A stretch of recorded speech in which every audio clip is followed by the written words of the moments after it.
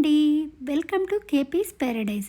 ఈరోజు మనం కేపీస్ ప్యారడైజ్లో ఎవ్వరూ ఇప్పటివరకు యూట్యూబ్లో చెప్పనటువంటి గోదావరి జిల్లా వాళ్ళ ములక్కాళ్ళ కూర అనేది తయారు చేసుకుందాం. గోదావరి జిల్లా అని ఎందుకు చెప్పానంటే, ఇది మా తాతమ్మ గారు మా అమ్మమ్మ గారికి నేర్పించిన కూర.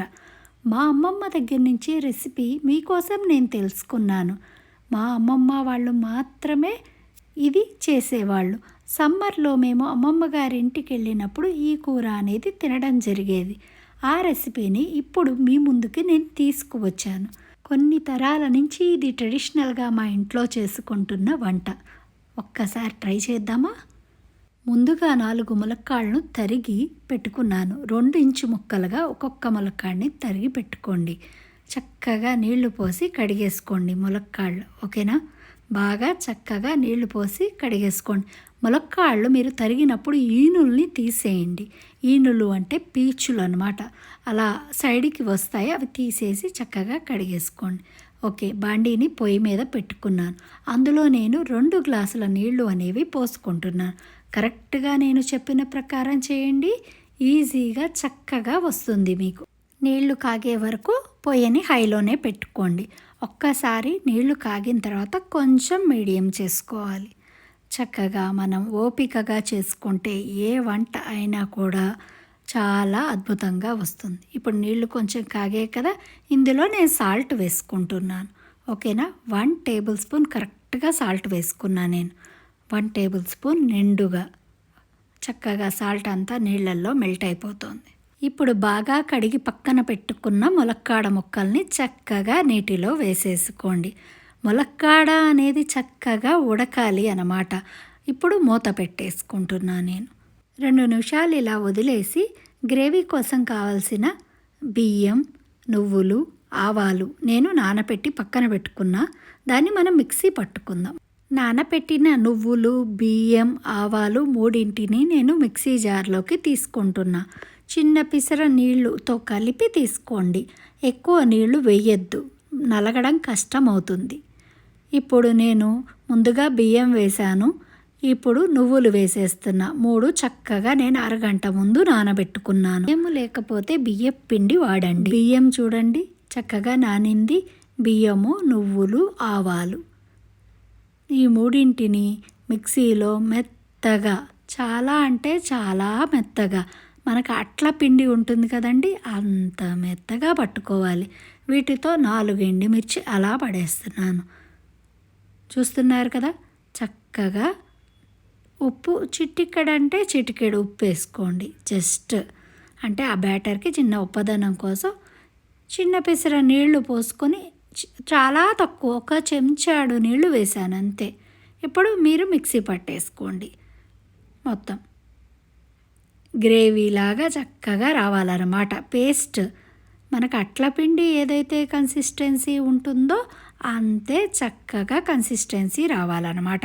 ఇప్పుడు మనం మిక్సీలో అన్ని నీళ్లు పోసుకోలేము కాబట్టి బయటికి తీసిన తర్వాత కొంచెం అంత నీళ్లు కలుపుకోవచ్చు. లేదు అంటే ఇప్పుడు మధ్యలో నేను ఇప్పుడు పోసుకుంటా చూడండి, అదేవిధంగా మధ్యలో కొన్ని చిలకరిస్తూ నీళ్లు కలుపుకోవాలి. ఇప్పుడు ఓపెన్ చేస్తాను చూడండి. ఒక్కసారి చెంచాతో కలిపేసుకొని చక్కగా కొంచెం నీళ్లు పోసుకొని, ఓకే, అలా కలిపేసుకొని, బరకగా ఉంది కదా, ఇంకా చాలా మెత్తగా అలా కొంచెం నీళ్లు మధ్యలో పోసుకుంటూ చాలా మెత్తగా పేస్ట్ లాగా అయ్యే వరకు మనం చేసుకోవాలన్నమాట. ములక్కాళ్ళు ఉడికాయలో చూద్దాం. ఓకే, ఒక ములక్కాడిని గరిటలోకి తీసుకొని ఇప్పుడు చక్కగా దాన్ని పట్టుకొని చూడాలన్నమాట, మెదిపి. అప్పుడు ఉడికిందో లేదో మనకి ఈజీగా అర్థమవుతుంది. ములక్కాడ అనేది ఖచ్చితంగా బాగా ఉడకాలి. పచ్చిగా ఉంటే కూర బాగోదన్నమాట. మనం వేడిగా ఉంది కదా, కొంచెం నీళ్లు చేతికి తగిలించుకొని అప్పుడు పట్టుకోవాలి ములక్కాడ, లేకపోతే చేయి కాలుతుంది. చక్కగా మెత్తగా అయిపోయింది కాడ. ఓకేనా? అంటే మనం కొంచెం వెడల్పాటి బండిలో వేసుకున్నాం కాబట్టి చాలా ఈజీగా తేలిగ్గా అయిపోయింది. ఇప్పుడు మనం ముందుగా కలిపి పెట్టుకున్న గ్రేవీ ఉంది కదా, ఆ గ్రేవీని చక్కగా కలుపుకుంటూ పోసేసుకోవాలన్నమాట మొత్తాన్ని. చూడండి, నేను అట్ల పిండిలాగా కలుపుకున్నాను. అంతే పలచగా అట్ల పిండి ఎంతైతే పలచగా ఉంటుందో దోసల పిండి అంతే పలచగా కలుపుకోవాలన్నమాట. అప్పుడే కరెక్ట్గా ఉంటుంది. లేదంటే మనం ఆల్రెడీ గట్టిగా కలిపితే ముద్ద ముద్దగా అయిపోతుంది. మనం చేసుకున్న గ్రేవీ అనేది వేగదనమాట. ములక్కాడలో కూడా ఇంకదు. ఇప్పుడు మనం ఇలా కలిపేసుకున్నాక కొంచెం మీడియం ఫ్లేమ్ పెట్టుకొని ఇప్పుడు ఈ కూర దగ్గరుండి కలుపుకోకపోతే ఉండలు కట్టేస్తుంది. అండ్ ఇప్పుడు నేను 3 చెంచాల కారం వేసుకుంటున్నా. నా దగ్గరున్న చెంచాతో పెద్ద చెంచాతో 1 చెంచా వేశాను. అంటే మీరు 3 చెంచాల కారం వేసుకోండి. బాగా కలుపుకోండి. ఓకేనా? బాగా ఉండలు కట్టకుండా చక్కగా విస్కర్ ఉంటే విస్కరు, గరిటె ఉంటే గరిటెతో కలిపేసుకోండి బాగా. ఉండలైతే కట్టకూడదనమాట. ఓకేనా? విస్కర్తో అయితే ఇంకా తేలిగ్గా ఉంటుంది. ఎడ్జెస్ రాసుకుంటూ చక్కగా కలపండి. అప్పుడు ఉండ కట్టకుండా ఉంటుంది. ఎడ్జెస్లోకే ఉండలు వెళ్ళిపోతాయి. సో జాగ్రత్తగా కలుపుకుంటే ఇప్పుడు బ్యాటర్ ఎలాగో పలచగానే ఉంది కాబట్టి తొందరగా కారం కలిసిపోతుంది అందులో. ఈజీగా ఎడ్జెస్లో చూసుకుంటూ జాగ్రత్తగా కలుపుకోవాలి. ఎందుకంటే ఎడ్జెస్ ఎక్కువ అడుగంటడం అంటారు సైడ్స్కి. అలాగ అవ్వకుండా చక్కగా కలుపుకోవాలన్నమాట. ఎడ్జెస్లోనే విస్కర్ని అలా రాస్తూ కలుపుకోండి మీరు. ఓకేనా? ఇది ఎంతోసేపు పట్టదు. ఇప్పుడు ఆల్రెడీ ములక్కాళ్ళు ఉడికిపోయి ఉన్నాయి కాబట్టి మనం వేసుకున్న గ్రేవీ చక్కగా ములక్కాళ్ళకి బాగా పట్టే వరకు కలుపుకోవాలి. 2-3 నిమిషాల పాటు. ఈ గ్రేవీ మాత్రం వెంటనే అడుగంటిపోతుంది. అందుకని మనం దగ్గరే ఉండి కలుపుకోవాలి. మధ్యలో వీడియోలో చూపించిన విధంగా నీళ్లు చిలకరించుకోవాలి. నీళ్ళు ఎందుకు చిలకరించుకోవాలి అంటే ములక్కాళ్ళ కూర అడుగంటకుండా ఉండడం కోసం నీళ్లు మధ్యలో చిలకరించుకుంటూ అలా గరిటెతో కలుపుకుంటూ చేసుకోవాలన్నమాట.